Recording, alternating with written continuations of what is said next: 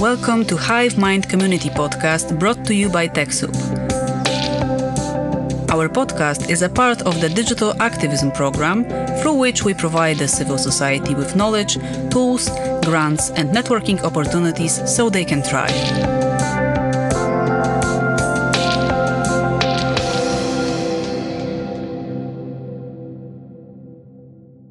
Welcome to the Hive Mind Community Podcast. I'm delighted to be hosting our guest, Katarzyna Szymielewicz, a lawyer specializing in human rights and technology. Katarzyna is co-founder and lead of the Panoptykon Foundation, Polish NGO defending human rights in the context of contemporary forms of surveillance. Welcome, Katarzyna. It's a pleasure having you. Thank you for inviting me. Welcome. And today we'll be talking around question, where is democracy in the digital age, with the main focus of Web 2.0, the social media platform internet that we are currently living.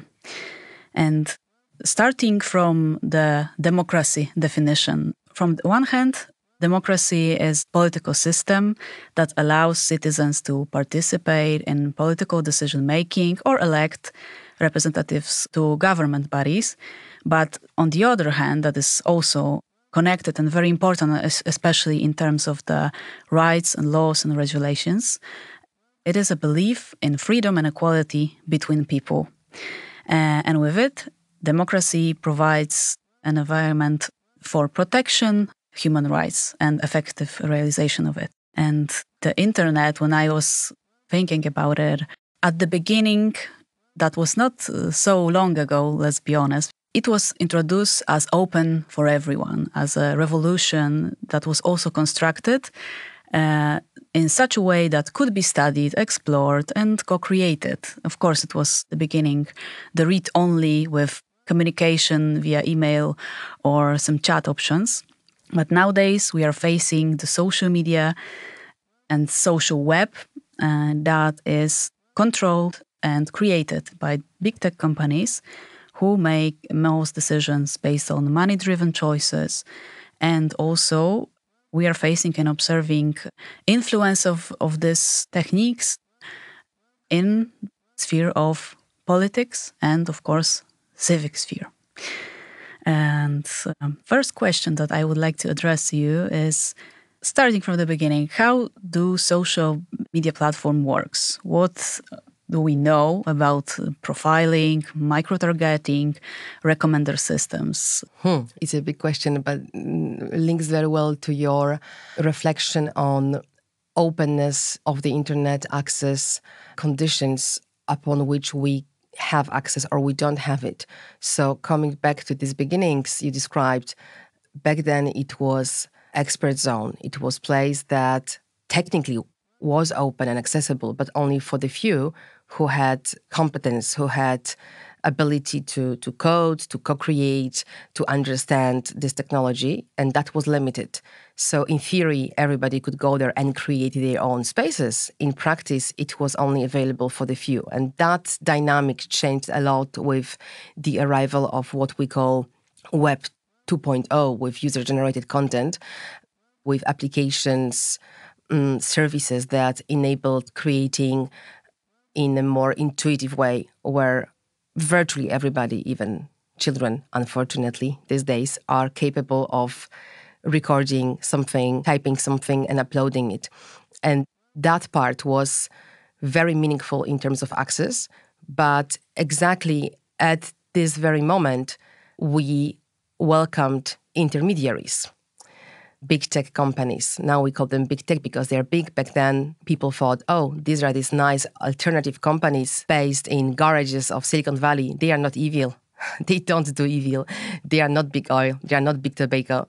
They are not big pharma. They are friends who enable access. Well, 20 years later, we see that big tech shares qualities with other big companies in terms of how they execute power and how they generate income, exploiting the situation, exploiting our vulnerability. The vulnerability is on one hand what we described, our inability to be online without them. Most of the people could not handle that.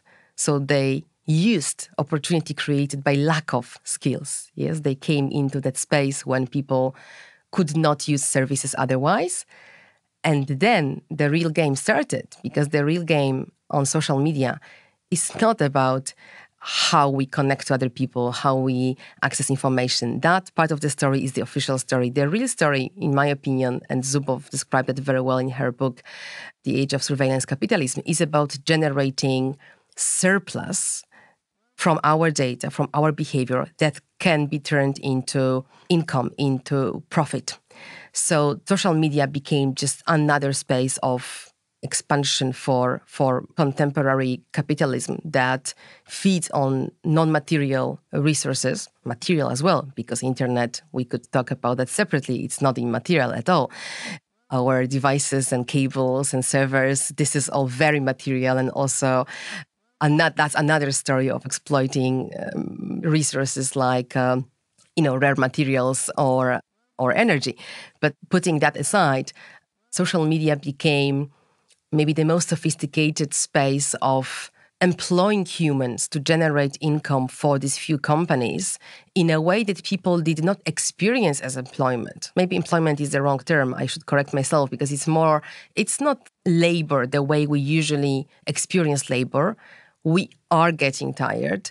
We are not becoming happier as a result of spending our lives on social media. We have data proving that. There is a lot of research into negative correlations between our well-being and spending a lot of time online and having interactions in online version rather than offline version.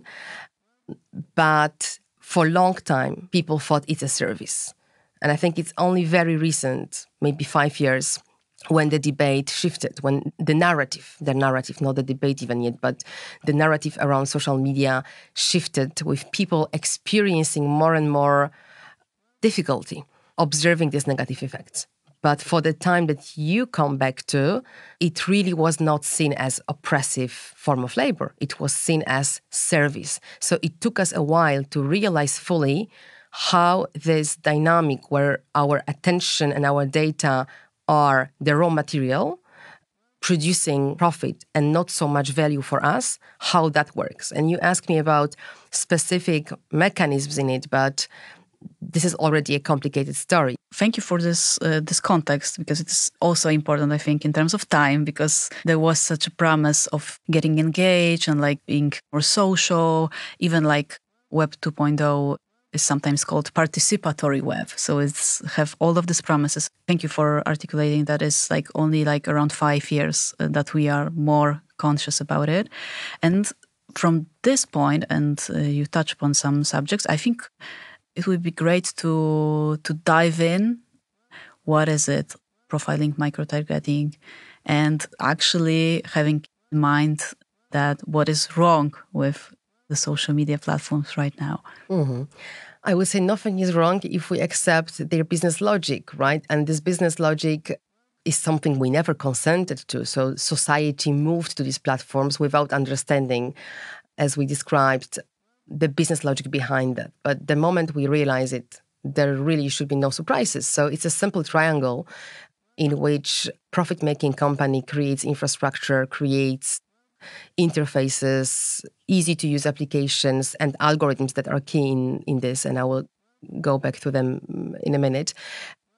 There are users, people called users, which makes them passive, which makes them sounds more like what we really do, which is getting addicted to these services and passively experiencing what happens there, rather than co-creating or participating, if you like, or consciously choosing our interactions. So there are users that are passive. I sometimes call them us, because I'm included in this group, obviously. Digital biomass. It's a provocation to show how little agency, in my opinion, we have. It's not to say we want it that way, but that's how it works. We don't have much agency.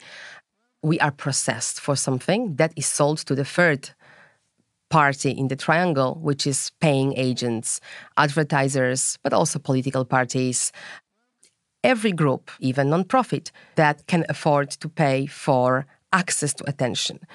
We used to call it advertising. Now, I think sponsored content or sponsored interaction is maybe more fair way of explaining it, because what this third party pays for us to see, it's hardly ever advertising in this classic way, soap ad or shoes ad, click on it and buy. Not really. It's sponsored content that is there to shape our understanding of the world, our understanding of what's going on in politics, to influence our voting, if we talk about democracy, but also to influence our life choices, our careers, our consumer choices, not specifically which shoes I buy, but more whether I will consume within a certain lifestyle or not. So this is the triangle. And what mechanisms these paying agents have at their disposal depends obviously on the platform, on the key agent organizing all that. The key agent organizing all that does everything that can be done with data. So the more data you have about people, the more you can do, obviously. And I think this is the major shift in Europe. Past decade, we've been observing more regulation, more compliance, which means that in Europe, it has never been possible to use as much data as US-based entities had, especially if you talk about politics. In US-based politics, it's standard that parties have access to much more information about voters, and that information is can be plugged into social media. So in this specific case of political advertising in the US, we've learned more about how that works through Cambridge Analytica scandal roughly 5 years ago, right, with Trump being elected. But it was not the first time when these mechanisms were used. Absolutely, they existed earlier, where you see paying agent, political party in this case, or entity hired by political party, bringing their own data from whatever they have from registers of voters or their own surveys they do offline to place like Facebook. It was Facebook at that point. It's still called Facebook, even though the company changed its name to Meta, partly after the scandal, I think. So the same company with old branding has its own data. And this data combined enables detailed profiling of the voter in order to project sponsored content that is not random and it's not generic in a sense that it's not one advertising for everybody like we used to have it on TV or outdoor advertising in the city space where you could do versions, but it's more complicated because everybody can see all your versions. At that point, 2015, around that time, it was still possible on Facebook and similar platforms. Facebook at that point was by far the biggest, to project different versions of your sponsored content to different people based on their profiles. And what was the trickiest and what was least, I think, visible for general public was not the fact that parties do that, not the fact that political parties bring their own data, because people sort of realize that, at least in the US, I think that parties have access to information about how they voted. It was something called something we can call psychological profiling, or profiling based on psychological profiles of people. People were surprised with that part and how that works. Again, it was Cambridge Analytica scandal that gave us a case we could look at, but it wasn't the first time, I'm confident, and not the last time when this type of analysis performed. We have behavioral patterns online. Everybody has it. Everybody has a pattern of behavior. And if something like Facebook, I'm saying something like because there are many platforms doing the same thing, including TikTok, YouTube, whoever comes next, they will try to do the same thing. Platforms collect behavioral data. They don't store them in a database with our names on it. They don't need that. They collect statistical data about humans. That's why they call it not personal data. But it is personal. It becomes personal because after a pattern of behavior is established, so for example, after a platform is able to establish that people in their mass, not one person, many people clicking on news from The Guardian covering specific topic, I don't know, a protest or a controversy around abortion in Poland or a controversy around the death of a Black person killed by police in the US. People clicking on certain type of content or specific content even, they have certain opinions on politics. and that correlation is established, after that happens, that knowledge is applied to a particular person. And this is when it becomes personal again. So the patterns are not personal in the sense that they describe us as society. They are statistical, indeed. But because of other data that the platform has and the advertiser usually brings as well, like email of a specific person connected to postal code and other data, making that communication very personal, like, hi, Joe, we know something about you. Maybe you want to learn about our program, right? Which covers this sensitive issue you've been just reading about. And we sort of understand your opinions, right? And we will work with this understanding of your opinions. That communication is very personal and can be, that's the discussion. When that becomes unfair, yes, it's not black or white. I'm not saying that political parties should not have access to information about their voters. Not at all. I'm saying it's not fair when they gain access to our deep profiles, fears, desires, convictions we would not reveal in a survey because of what we do online. And that's exactly the value added, so to say, that big platforms that observe human behavior en masse, on a huge scale, all the time, without asking us whether they can. They just assume they can. That was the surplus they generated, right, in their own model of profit-making, as Zuboff describes very well. They never ask for consent to do that. And by having this surplus, by having all these analytics, by understanding these patterns, they could sell something exclusive, something nobody else had, which is understanding of how human beings behave, how they interact with content, what triggers them. And that combined with offline data, with advertisers' data, enabled micro-targeting in commercial ads and in political ads. And then we understood that problem. It became a political problem in Europe. It became a political problem, I believe, in the US. But it was only in Europe where we still have regulation covering this. So as a result of Cambridge Analytica scandal and realization of the stakes here, at least in Europe, we went further in prohibiting use of sensitive data for political advertising, exactly to tackle this problem. It's not done. This fight is still in progress. We live in the time where Facebook speaks about the possibility of requesting real money for the service if people don't want to get ads or profiled ads. So that's their response to this problem. They say, you don't want to be profiled? Then pay us. So they make this triangle break. They say, we can break this triangle in which you are being profiled and you are being sold. You are not your attention. Your attention and your behavior profile is on offer for advertisers. You don't want that? Okay, then become the client, the paying client. In business world, it's fair. I would say this transaction is much more fair than the triangle in which we are passive digital biomass.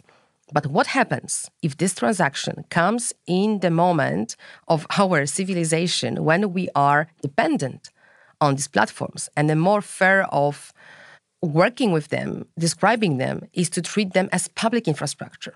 Can you imagine this transaction in public infrastructure? When a hospital comes to you and says, okay, I know you need this vaccine, I know you need this treatment, so how about we talk about money now, right? It's not fair at that moment of their development when they become critical for social communication, including political communication. So this is why it gets so tricky right now when these companies, these big companies, start talking about money because they've been pushed to talk about money by regulators, policymakers, civil society, challenging them on their business model, saying, no, you can't do that. You can serve ads, but you should not sell people attention and people's vulnerabilities for money, because that's too much. That's what we never consented. That was the key dynamic, I think, that we understood in the past 10 years and where the political debate is already pretty mature. We can also talk about another mechanism, which I think is even much more difficult to stop, to question, which is profiling organic content, not sponsored content that is offered to people when they search for information. But maybe that's another chapter in our conversation. topics that you touch upon, I think it would be good to move smoothly to the regulations that you started. So are there any good practices in terms of regulations? Of course, we have regulated, in European Union, we have regulated that space for a while. The baseline for regulation here in Europe is something we call GDPR, General Data Protection Regulation. It's not a novelty in the law. It has been adopted, 7 years ago now? I'm not even sure. But we've been with GDPR for a while, but GDPR as regulation was only upgrade of earlier regulation. So essentially in Europe, we had data protection regulation ever since Internet existed. Internet we know today, Internet as Web 2.0, So in theory, our data should have been protected from that sort of exploitation I described from early days. But it wasn't. In practice, it wasn't. It wasn't because companies offering services to Europeans were based in the US. At that point, we did not have GDPR. We had this earlier version of the law, which was localized, which was seen as European law. GDPR is already seen as law with extraterritorial impact, which means that every company offering service to Europeans should comply with these rules, no matter where this is based. So is it China? Is it Africa? Is it US, Silicon Valley? Does not matter. If that brand comes to Europe and targets European citizens with their services, for example, by creating interface in national language or advertising its service to people living in Europe, not even Europeans. It does not come with a passport. It's about territory. Then it should comply with the rules.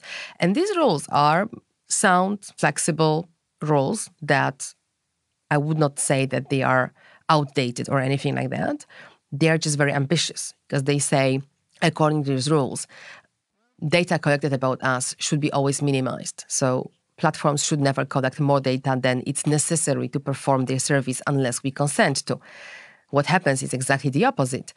All behavioral tracking, behavior profiling I described, this is more than they need, in lawyers' opinion and court's opinion, and regulatory bodies in Europe agree with that. And they punish even companies like Facebook for doing so, but it does not really change the practices yet.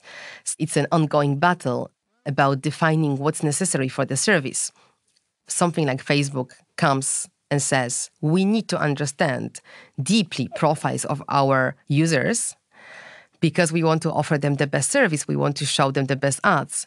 And we say, wait, have you even asked people whether they want to see the best possible ads, in the sense ads that speak to their vulnerabilities, ads to speak, sponsored content that speaks to their deep convictions or desires or fears. You never ask your users about that.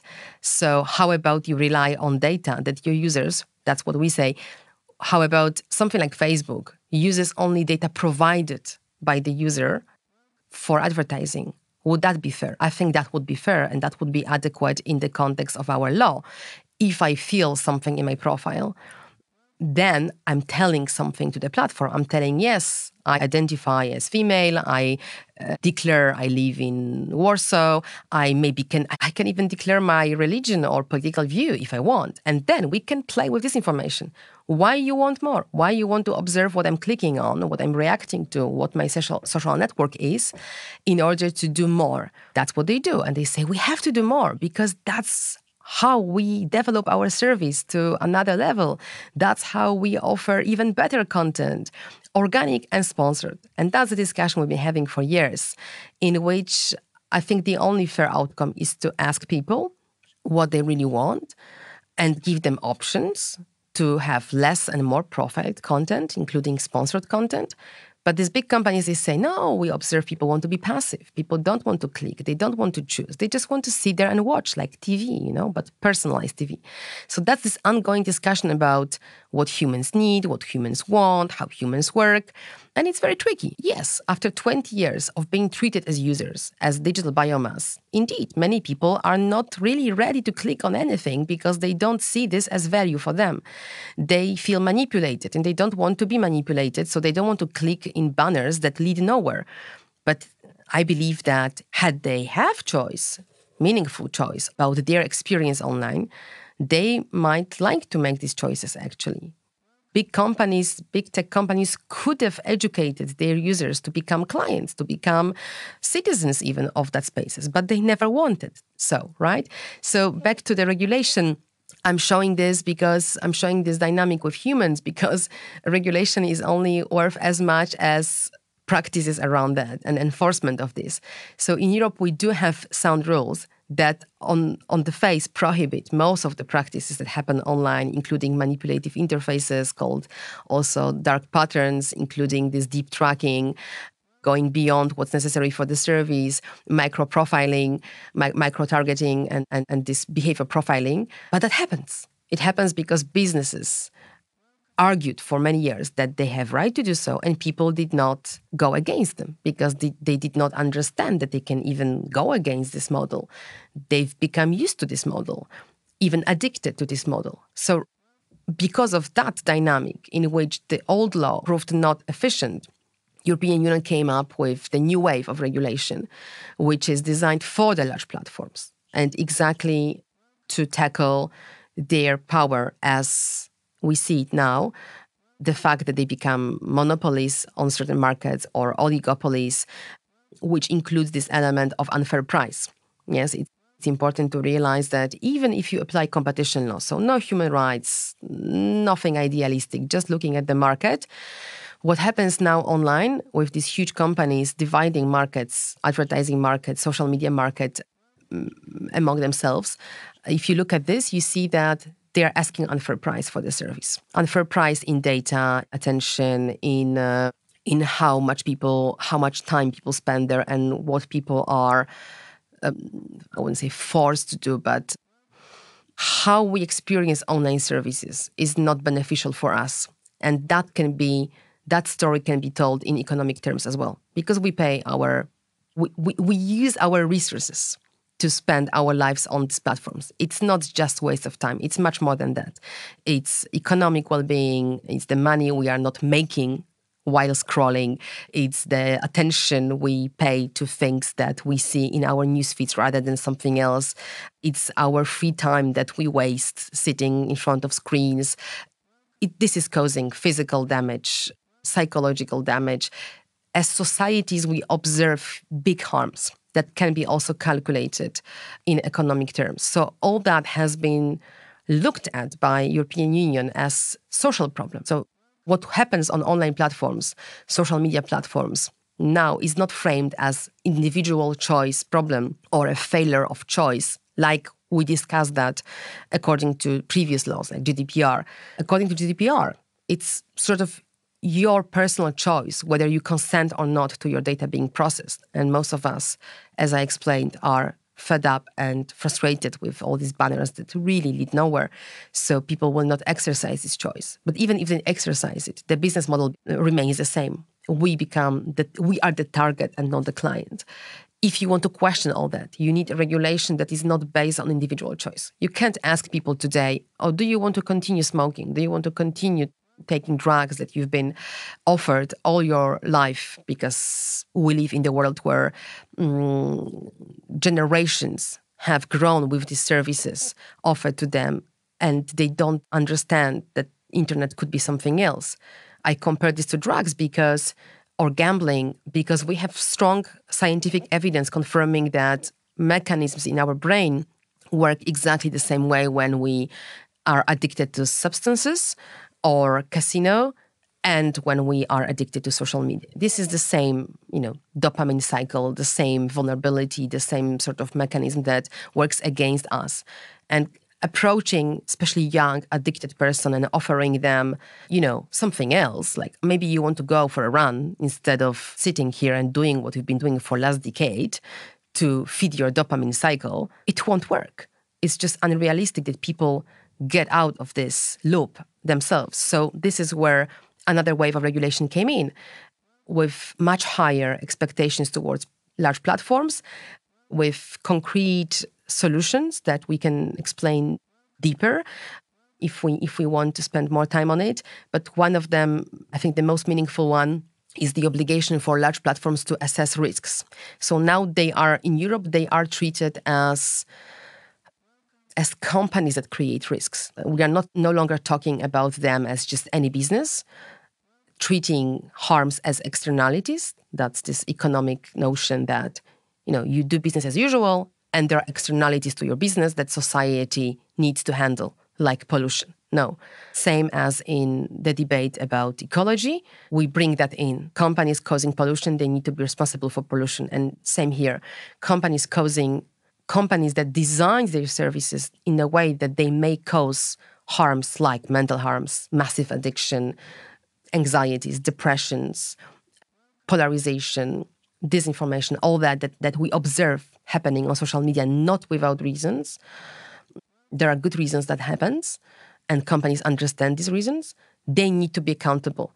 And the path towards accountability that European Union designed is risk assessments. So we are not coming with prohibitions here. We are not saying business model of Facebook as such has to be prohibited. You can't profile people. It's not going this way.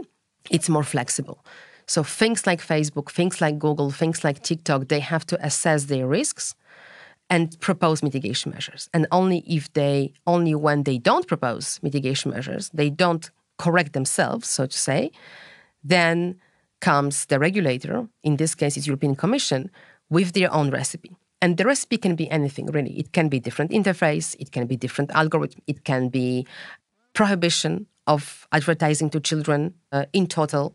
Actually, that one we have in the law. We will see how that works. But children should not be targeted with... They can see random advertising if they go online. They should not be there in the first place. But if they are there, they can see random ads. They should not see ads profiled to kids. So some strict rules we have in the law, but mainly it will be about risk assessments, which I endorse that approach because it gives us more flexibility to find the right answers, how to break this triangle in which we are passive biomass, how to make us more empowered to decide what we want to experience on social media without questioning the need for these platforms. Because, as I said, they become critical in communication, and until we develop something else, and it will take a while, we can't just abandon them because it's too much to ask from society that became dependent on this critical infrastructure. So that's why European law now is about correcting harms, preventing harms, and correcting failures in social perspective, because in business perspective, they are not failures, they are great decisions. From our perspective, this profit-making machine has many failures that need to be corrected. So now we are discussing this in Europe based on new wave of regulation, which is called Digital Services Act, Digital Markets Act, and a few others, but these two are most important regulations.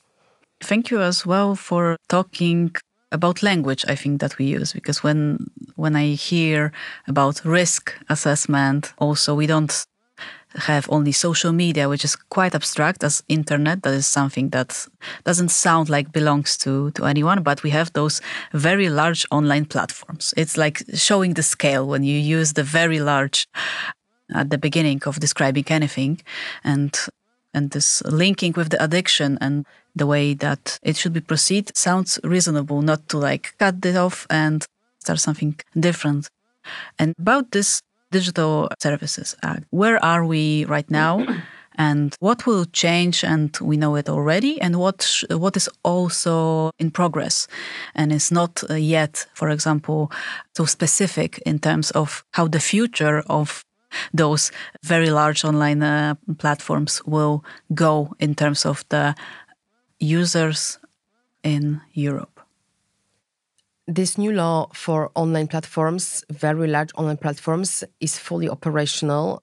It became fully operational this summer. We are talking about summer 2023. And this is when very large online platforms should have already implemented changes that they think it's up to them to decide in the first place. They decide which changes they need to implement in their services, in interfaces, in how they design algorithms that recommend content or algorithms that profile advertising, sponsored content to users. At the same time, they were supposed to provide their first risk assessment, so formal documents that explain how they see risks to European Commission. So right now we are in this very interesting, sensitive moment when we can already observe first changes in interfaces, in their services, and we are waiting for the reaction from Brussels. This is key moment for civil society. It's right now for us to test, to discuss these changes with VLOPs, very large online platforms, but also with the Commission. So that's where we are today. We are in the process of testing, experimenting with new interfaces, with new versions or new functions provided to people on these large platforms, and talking to European Commission about risks. So I think that's key. This year now is a key moment in the battle. If we, civil society, are able to collect strong evidence showing that what platforms did is not enough, and the Commission accepts that narrative, plus they can do all types of investigations on their own to detect risks, to test mitigation measures implemented by the platforms themselves, and European Commission can come to their own conclusions about that. Say, look, we've been testing it. We've been looking at, for example, percentage of recommended content that is borderline. By borderline, we mean content that is close to near the line of what's allowed on the platform. For example, disinformation, radical content. Radical in the sense that it's not just reflecting radical opinions, but it's maybe promoting, hate. It's using hate speech, or it's violent, or it's meant to radicalize in the political sense of that word. Nudity or pornographic content depends on the platform, but some of them do not allow nudity. So that would be also a type of borderline content. It's not surprise that platforms internally, they know which content is likely to be borderline. So this is not something that only we observe. Their recommender systems, they recommend content based on parameters that include labels that are generated by the platform. These are not our labels. It's not hashtags. It's not themes or keywords we use. No, it's platforms label content internally to predict engagement. That's what they optimize for today. They want to keep us engaged. They want to keep us scrolling. They want to keep us interacting with content, no matter whether interaction is positive or negative. So what they do, they try to predict that I get engaged. And an element of that prediction is whether this specific piece of content will cause strong emotion, will cause reaction. This is how we end up having a lot of borderline content being pushed up the stream, up the newsfeed. And that's an example of something that should be described in risk assessments and should be mitigated. I doubt whether it will be, because if you ask me about what we already observe, we observe different changes. We observe much less radical changes, for example, but we see them. For example, large online platforms, they have to offer alternative version of recommender system, which is not based on profiling, which means that in each and every platform, with different paths leading to that experience, more or less difficult. I will not go into details, but in some platforms, these are pretty difficult user paths for good reasons. You can reach experience in which you are not profiled. You don't see content recommended based on your behavior, but you see trending topics, or you see most popular news, or most recent updates from friends, if this is something like Facebook that is based on social network, or random trending content on TikTok because it's not based on social network. These solutions are available, but as I said, they are not always easily available, and they are not always attractive. What we say the law only, we go back to the law and we talk to platforms, we try to explain them, look, the logic of the law here is to prevent profiling as the only option. But the law does not say that you should offer people random trending content, which is not interesting, right? There is a lot in between offering deeply profiled, including based on sensitive data, vulnerabilities, our hidden desires and sensitive features, sponsored content, which happens today, and not offering any personalized content. Okay? So that space in between should be populated with solutions, interesting solutions, good solutions, like asking somebody who's using the service, what do you want today? What are you here for today? Are you here for entertainment or for work or to see what's up in your friends' circles? Or maybe you want to see news, right? Tell us what you want. Then we show more of that. Or give people simple, intuitive sliders where they can regulate, like volume, entertainment up or news, quality news up. No, okay, news down. I've got enough of politics. Now I want my cats. Okay, why not? Then you put volume up on cats, on entertainment, on trending content. That all can be done. I'm talking about super simple technological solutions, far simpler than what we have now in these recommender systems. So it's not the matter of technology, as always. It's not technology that is a problem as such. It's not the air that is a problem. It's pollution in the air. And it's how technology is used, is harnessed to do the manipulation, to do the exploitation of our attention. That's the problem. We can redesign it in a much friendlier way if the big business complies. But the compliance, as I'm trying to explain, is not simple. It's not like, rule ABC, fulfilled or not. There are simple rules, like prohibiting targeted advertising for kids, or the one I described, offering alternative. You can comply with it with good intentions, or just circumvent it, right? You can offer alternative that nobody wants. Or being big tech, you can offer good alternative, attractive alternative. And that's the real battle now. How that new law will be interpreted, how it will be enforced by the European Commission, how much evidence we will generate as civil society proving these harms we want to counter, but also how much data, evidence we will get from the platforms. Because by doing risk assessments that they have to do, they have to do testing internally. They have to test alternatives. They have to test changes in interfaces. They have to provide evidence proving to the European Commission that they are not causing risk of disinformation, for example. How they do it, I don't know, but they should. So that will be another source of evidence for us. And throughout this year now, 2023, 2024, we will play with these arguments, with this evidence. So I guess it will take this another year to see how far we can go with risk assessments, with mitigation measures, with these new laws.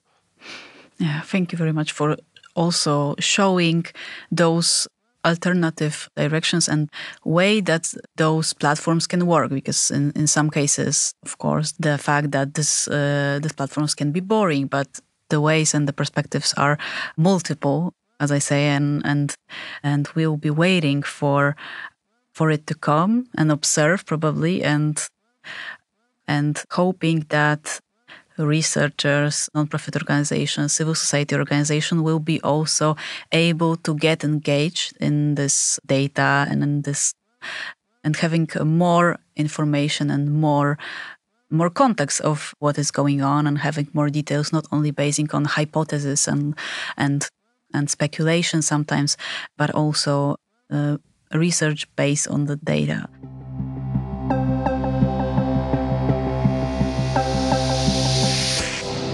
Do you think that democracy in digital world is possible right now?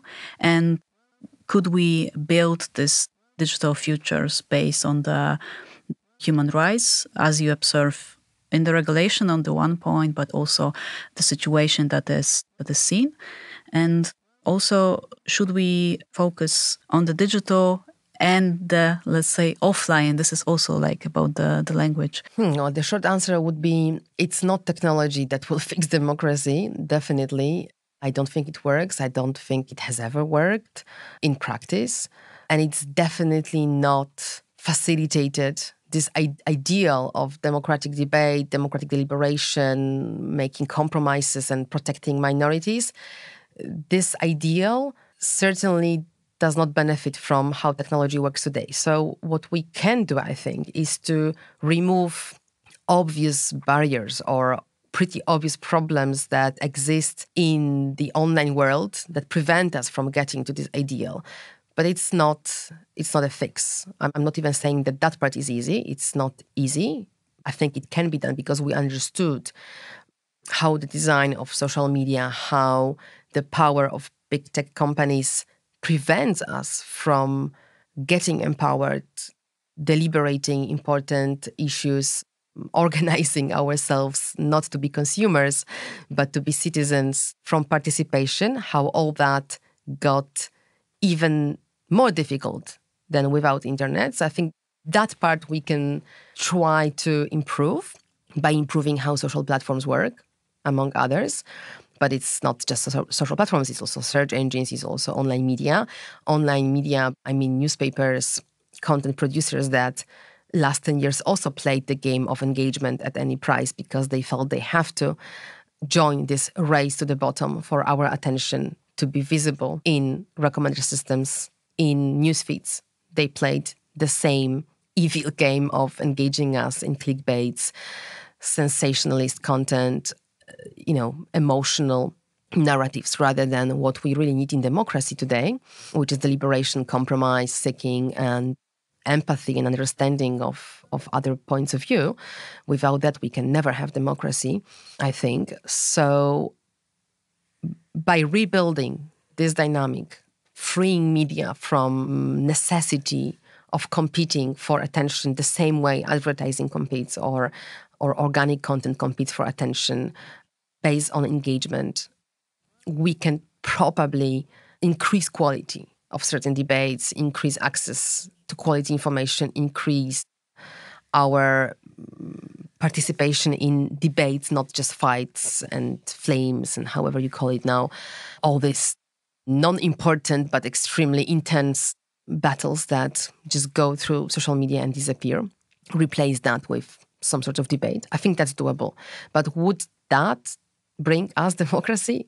I don't think so. I think it's not as simple. We would need to tackle many other problems of participation. The crisis of democracy is much deeper than the crisis of technology, I think. But technology is an important tool in this space, in this civic space. So by fixing technology, we can definitely help in this bigger process, which is, I would not say fixing because that sounds too arrogant, but working towards this democratic ideal.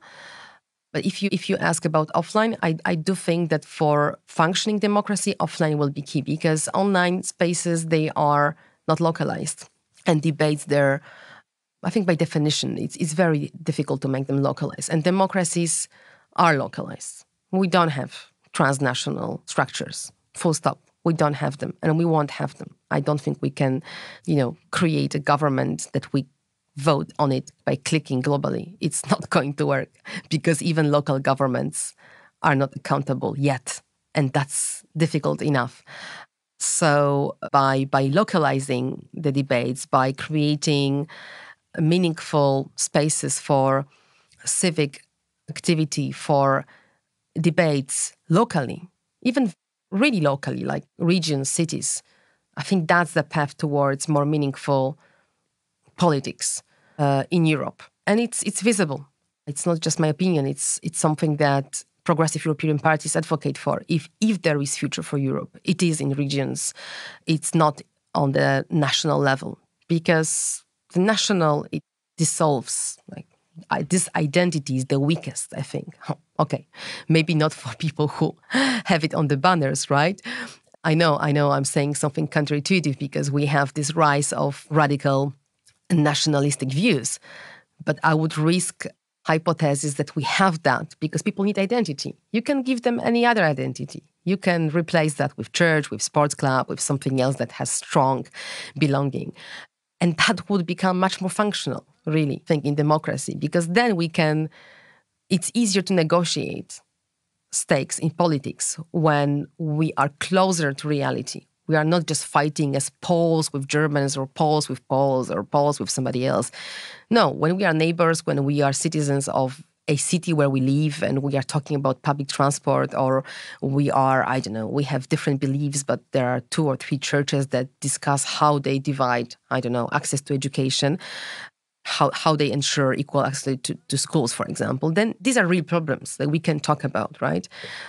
Poles versus somebody else is not a real problem. It's a construct.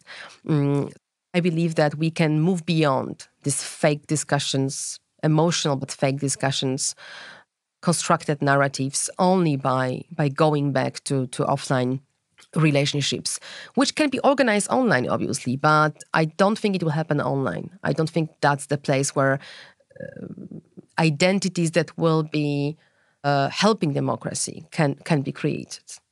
And with that, I would like to thank you very much for this wonderful talk. We've got a lot of inspiration, a lot of ideas, and thank you so much.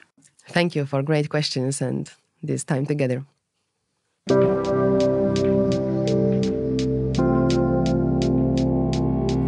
Looking for more resources in topics like countering disinformation, cybersecurity, personal and organizational resiliency, building positive narratives, or media literacy? Visit the Hive Mind platform, an online hub with free content, tools, online courses, and ability to connect with digital activists across the globe. Embrace the power of community with Hive Mind.